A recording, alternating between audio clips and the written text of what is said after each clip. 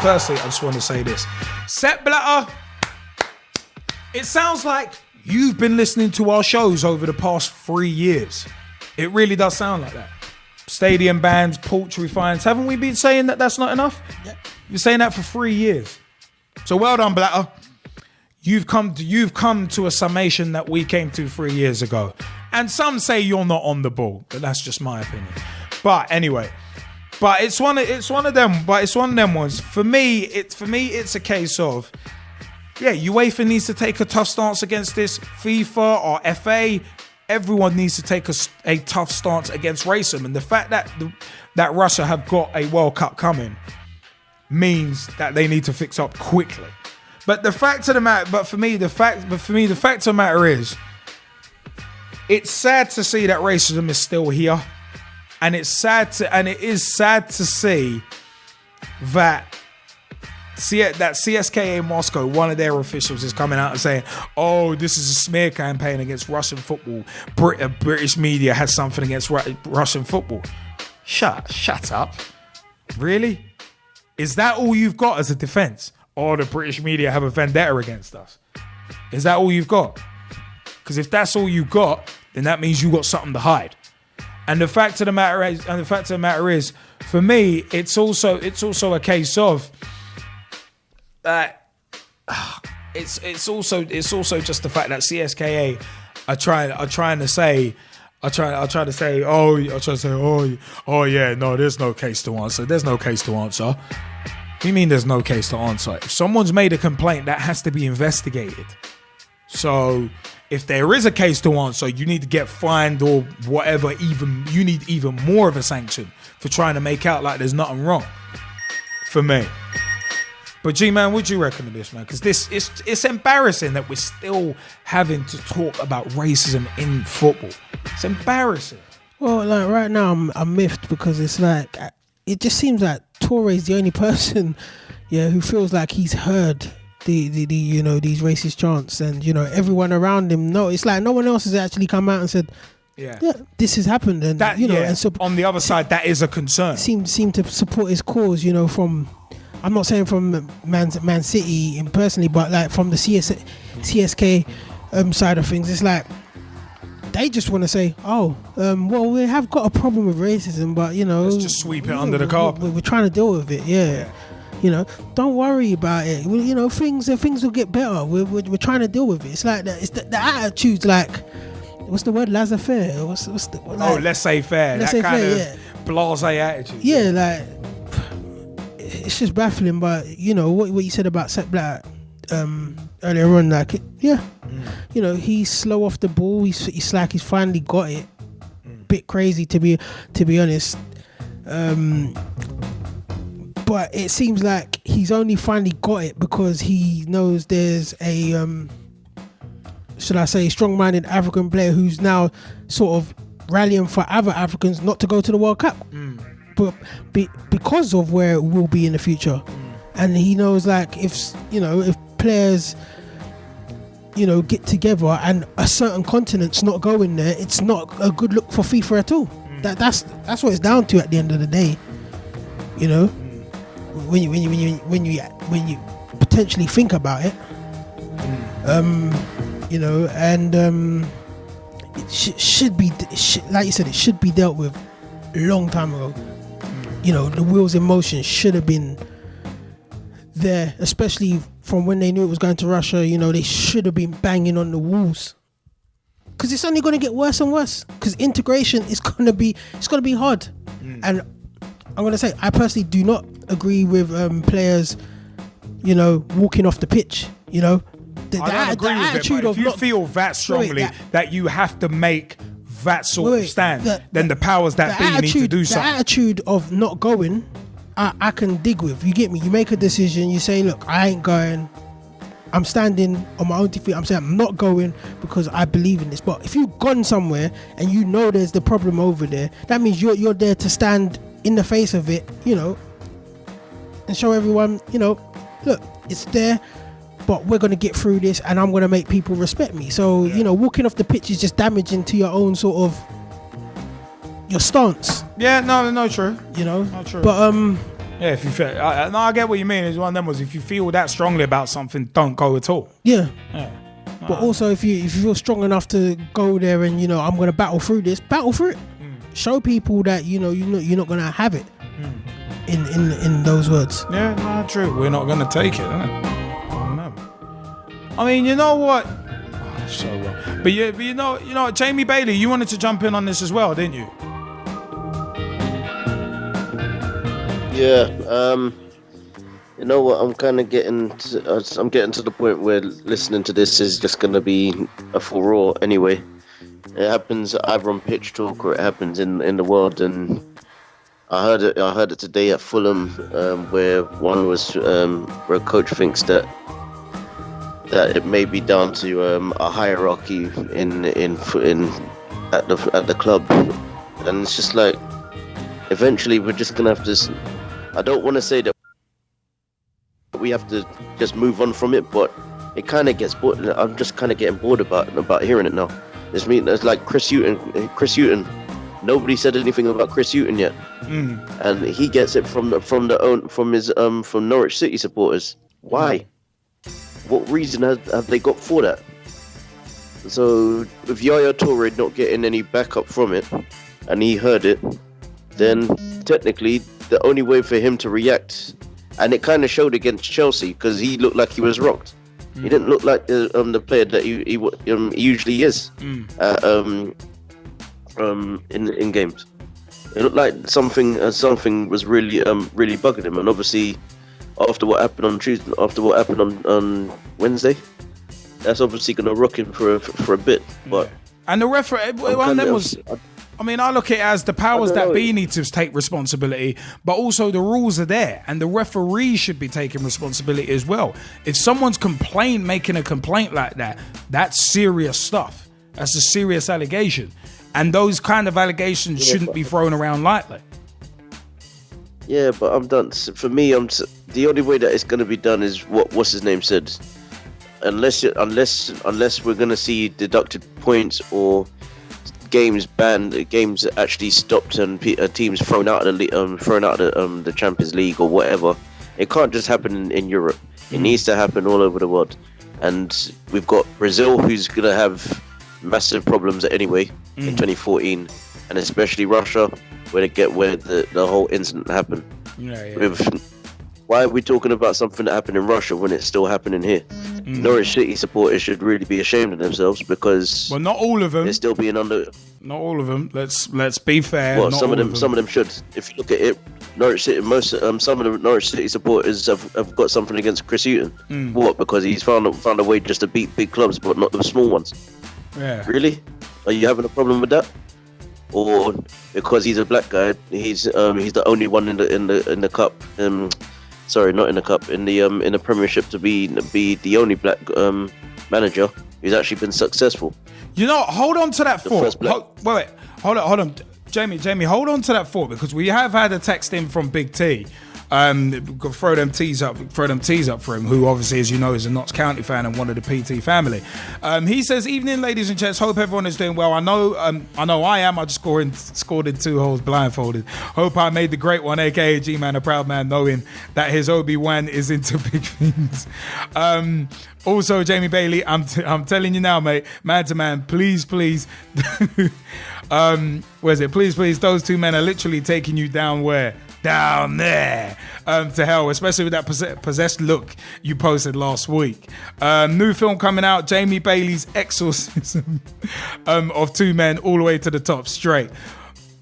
But you know what? He also says, by the way, can you all please give Liam a round of applause for having the balls to read out my text to the millions and millions of the Pitch Talk fans listening from the SmackDown Hotel across the road from Know Your Old Boulevard. Anyway, back to reality. This is where it gets kind of serious. Anyway, back to reality. I just want to say that I was absolutely disgusted with some of the way fellow Notts fans treated Chris Kiwanya after we lost to Oldham at the weekend, spitting in his direction, plus calling him the N-word and repeatedly telling him to F off is absolutely disgusting and disgraceful. I, for one, am embarrassed and ashamed to think that some supporters still use racist threats to drive a genuinely nice man in Chris Kiwomya from his job. They aren't fans, they're dogs, and I hope that we could catch them and ban them for life from all grounds, because it just isn't on, and we have to stand up and fight these morons head on. Here's a question for you, Liam, Gavin, and Jaymie. Do you think that black managers are starting to become more scared and intimidated and are therefore less likely to pursue a managerial career in football? Take it easy, peeps. Your brother in arms, Big T. A couple of really good points there. As well as the jokes, there are a couple of really good points in there. First and foremost, those I will echo Big T sentiments, Tom Hewitt's sentiments, and I'll also echo Jaymie Bailey's. Anyone racially abusing someone, white, black, yellow, green, I don't give a damn what color you are or what color you're abusing. You're an absolute disgrace. You should be ashamed of yourself. And the fact of the matter is, if there's what Big T said in terms of certain Notts County fans racially abusing Chris Kiwomya, shame on you. Shame on you, man. Come on. Shame on you. It's like come on. In this day and age, it is embarrassing. It's like a lot of time it's kind of like clean up the crap on your own doorstep before you go trying to clean up others. Definitely. The fact of the matter is we ain't gotten rid of racism in football here, let alone trying to go on moral crusades to other countries. And certain news media outlets ain't got no place to be taking moral high ground on anything. But it's a case of racially abusing a manager is an absolute disgrace. Physically abusing a manager is a disgrace. Saying, "Oh, Chanting, you don't know what you're doing," all right, you can live with that, because at least that's football related. But bringing someone's race, bringing someone's personal business into it, threatening that person with death or threatening their family, absolute disgraceful. And those are the kind of morons that the beautiful game does not need. Those are the fans that no club wants, should want, or needs. I'll say that much. And you know what, yeah? I wouldn't even just say that could potentially be an intimidating factor for black managers. I would say it could be potentially an intimidating factor for Asian managers, for female managers trying to get into the men's game, or females trying to play football on a general basis. Because you've always got morons. You've always got morons out there who will be abusive, whether verbally, physically, racially, or otherwise. You will always get that, and it's sad. We need to drive those opinions out of society, those people out of society. It's one of them, we don't need that. And I think it could be an intimidating factor for not only black players potentially looking to move into management, but also Asian people as well, and people from other backgrounds too. It's one of them ones. If you know you're going to be going into a snake pit, why are you going to jump and take that risk? If you know you're going into a snake pit and you can think, you know what, I can avoid that. Most of the time you will. If you can avoid aggro, why not avoid it? But it's one of them ones. The powers that be need to help break down barriers. It's all good having one person in the league as, say, a token person from a certain race or a certain creed.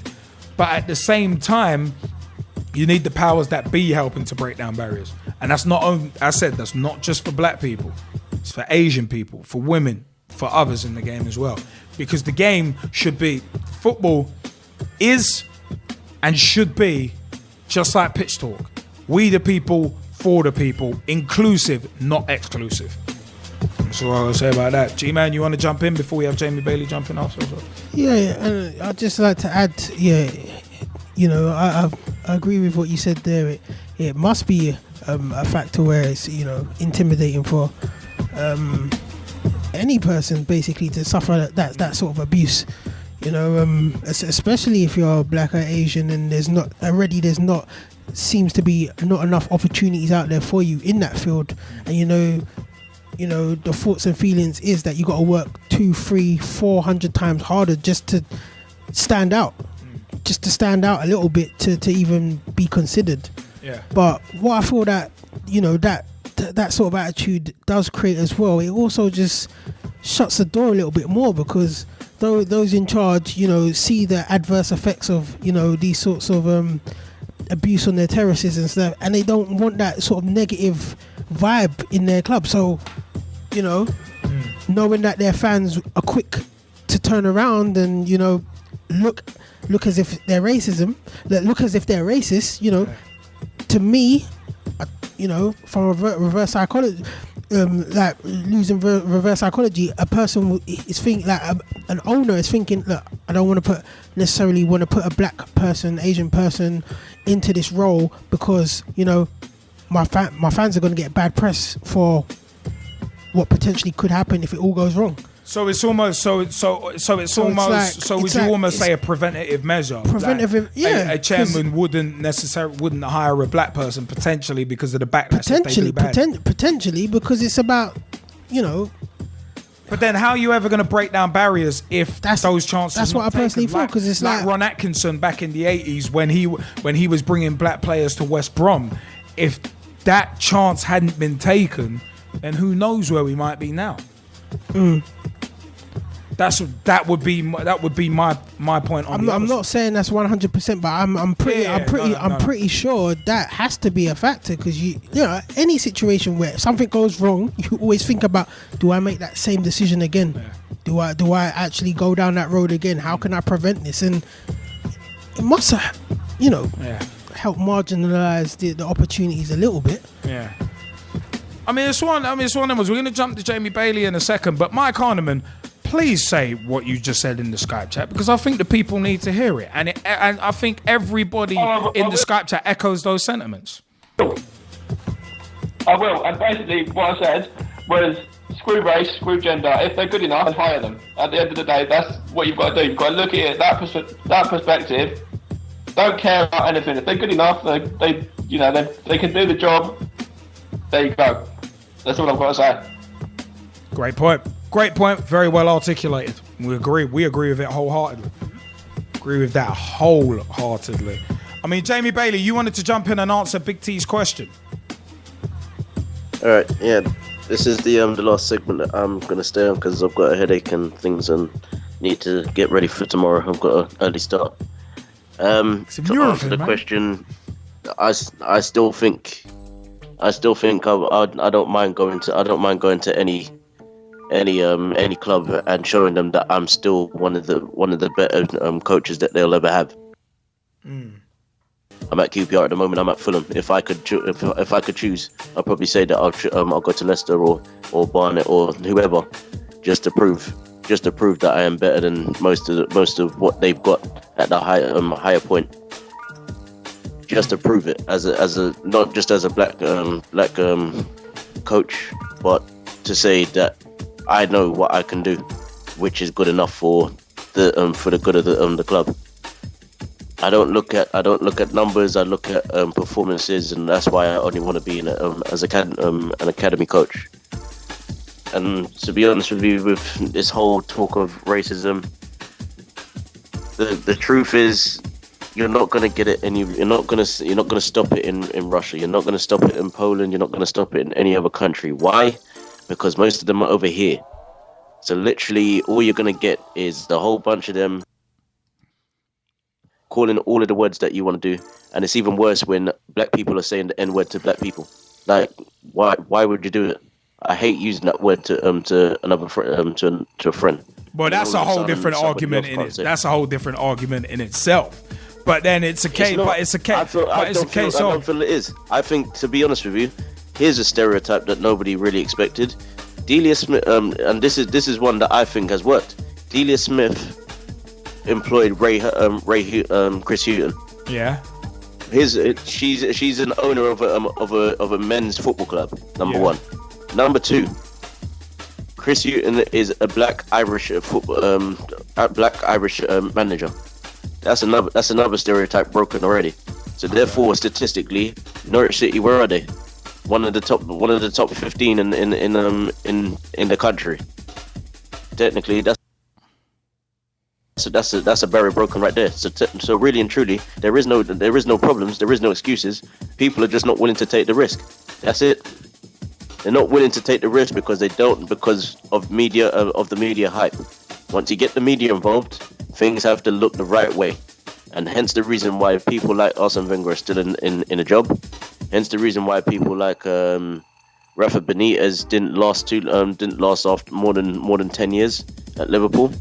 Oh, I wouldn't say that. For me, all right.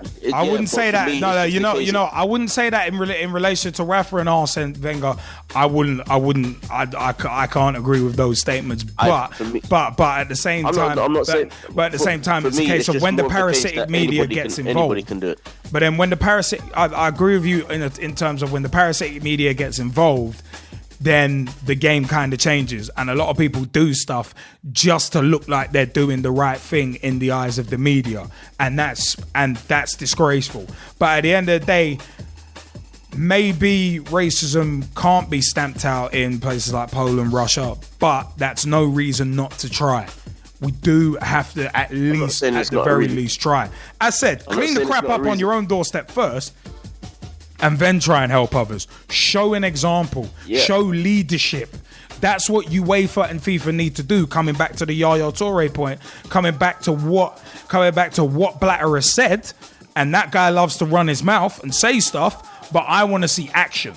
I'm with Yaya Toure. I want to see certain things punished uniformly and in a draconian fashion. I haven't had to say that in a while, but that's the way I want to see it. I'm with Yaya Toure in the case of stuff needs to happen. Just and you really think that's going to do anything? It has to. Man, it's one of them. At the end of the day, trying to do something is better than saying, "Oh no, it's never going to change. Let's not do anything." All right. Here's something that I've worked out. Hawkeye could have been used tonight in the Brighton Watford game because Watford lost a goal. Yeah. Lost out on a valuable 3 points. Yeah. Also, the Hawkeye has been put into the Premiership when we've not really had to use it all season. Also, we've talked about this Hawkeye going to Brazil. Technically, where is Hawkeye really being used? In rugby, they use it for replays. That's been used. Yeah, but that's a lot more of a stop-start game though, so it's harder to equate it. It's not really a stop-start game. It's just common sense. Where's the money really meant to be going? Why are we using it on things that's not really needed? That's my point. And if anybody's gonna be talking about how the media's been an influence, then really and truly, why don't Sepp Blatter just remove himself from the job that he's got, and let's see how the media still reacts to big news that way. Because I'm pretty sure we're not going to have that much money going into football. It's one of them. That's another complete side issue that we've gone over on numerous occasions. But coming back to what Yaya Toure said, it's one of them was for me.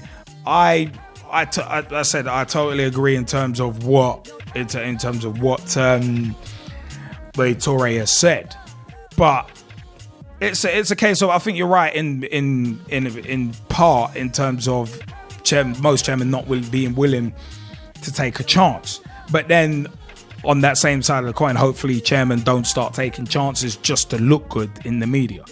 That's the thing.